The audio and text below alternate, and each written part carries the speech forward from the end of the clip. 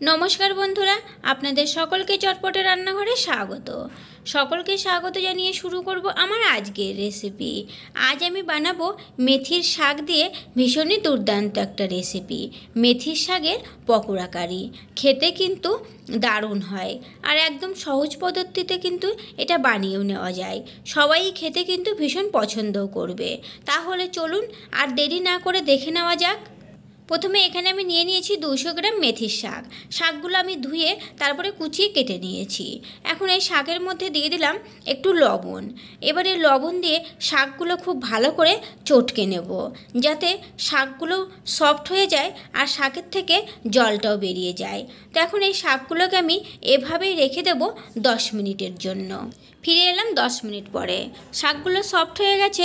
এখন এই শাকের মধ্যে দিয়ে দিলাম 4 টেবিল চামচ বেসন, আর দিয়ে দিলাম হাফ চা চামচ জোয়ানটা এভাবে হাতের তালুতে একটু ঘষে দেবো, তাহলে ফ্লেভারটা খুব ভালো আসবে। তারপরে 1/4 চা চামচ হলুদের গুঁড়ো আর একটা কাঁচা লঙ্কা কুচি দিয়ে দিলাম, একটা মিডিয়াম সাইজের পেঁয়াজ কুচিও দিয়ে দিলাম।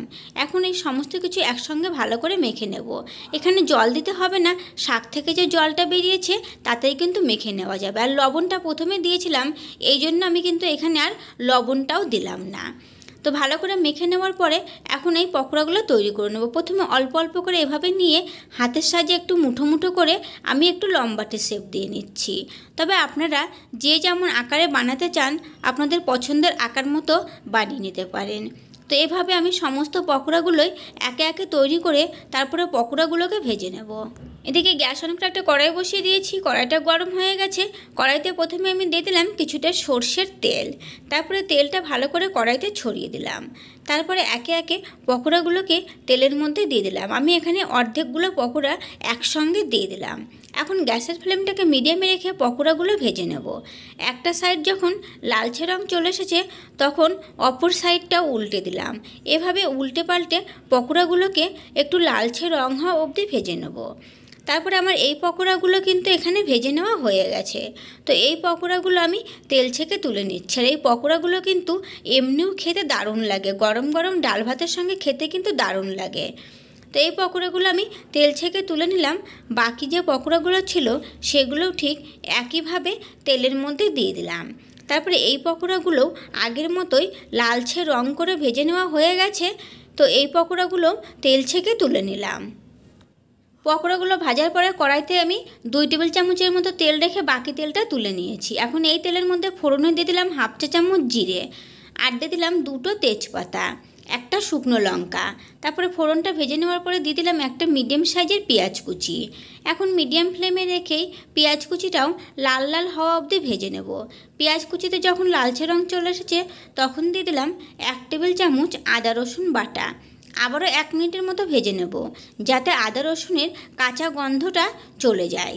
তারপরে দিয়ে দিলাম 1 চা চামচ ধনে গুঁড়ো, হাফ চা চামচ লাল লঙ্কার গুঁড়ো, হাফ চা চামচ হলুদের গুঁড়ো, হাফ চা চামচ কাশ্মীরি লাল লঙ্কার গুঁড়ো, স্বাদ অনুযায়ী লবণ। ঝালটা আপনারা যে যেমন খেতে পছন্দ করেন সেটা বুঝেই দেবেন। তারপরে দিয়ে দিলাম একটা মিডিয়াম সাইজের টমেটো পেস্ট।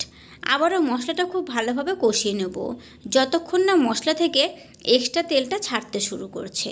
তো মশলাটা খুব ভালোভাবে কষে গেছে, মশলা থেকে তেল ছাড়তেও শুরু করে দিয়েছে। এখন দিয়ে দিলাম 1/4 কাপ কড়াইশুঁটি। তবে এটা পুরোপুরি অপশনাল, হাতের কাছে থাকলে দেবেন, না থাকলে বাদ দিয়েও করে নিতে পারেন। তারপরে আবারও 1 মিনিটের মতো ভালো করে কষিয়ে নিলাম। এখন গ্যাসের ফ্লেমটা হাই হিটে করে দিয়ে দিলাম জল। আমি এখানে 1.5 কাপ পরিমাণে জল দিয়ে দিলাম।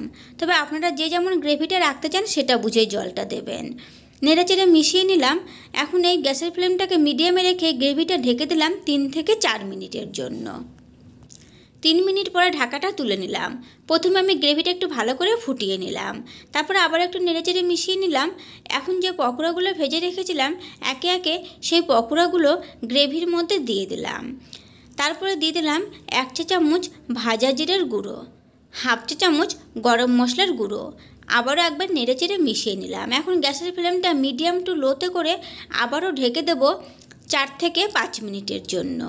তারপরে এখানে 4 মিনিট পরে আবারও ঢাকাটা তুলে নিলাম। ঢাকাটা তুলে আবারও একবার নেড়েচেড়ে মিশিয়ে নিলাম। আর এখন কিন্তু আমাদের এই মেথি শাকের পকোড়া কারি একদম রেডি। আমি এই পরিমাণে গ্রেভিটা রাখবো। ঠান্ডা হওয়ার পরে কিন্তু গ্রেভিটা আরেকটু ঘন হয়ে যাবে। গ্যাসের ফ্লেমটা অফ করে দিলাম। এটা নামিয়ে সার্ভ করে দেখিয়ে দিচ্ছি। তো আমাদের মেথি শাকের পকোড়া কারি পরিবেশন করার জন্য একদম রেডি। তো এভাবে একবার এই মেথির শাক আপনারাও বাড়িতে বানিয়ে দেখবেন, খেতে কিন্তু দারুণ লাগে। ভালো লাগলে চ্যানেলটিকে লাইক, শেয়ার ও সাবস্ক্রাইব করে নেওয়ার অনুরোধ রইল পাশে থাকা বেল আইকনটি সমেত। তাহলে আমার নতুন ভিডিও আপডেট সবার আগে আপনাদের কাছে নোটিফিকেশান পৌঁছে যাবে। আজকের মতো এই পর্যন্তই। ফিরে আসবো নতুন কোনো রেসিপি নিয়ে। সকলে ভালো থাকবেন, সুস্থ থাকবেন। ধন্যবাদ।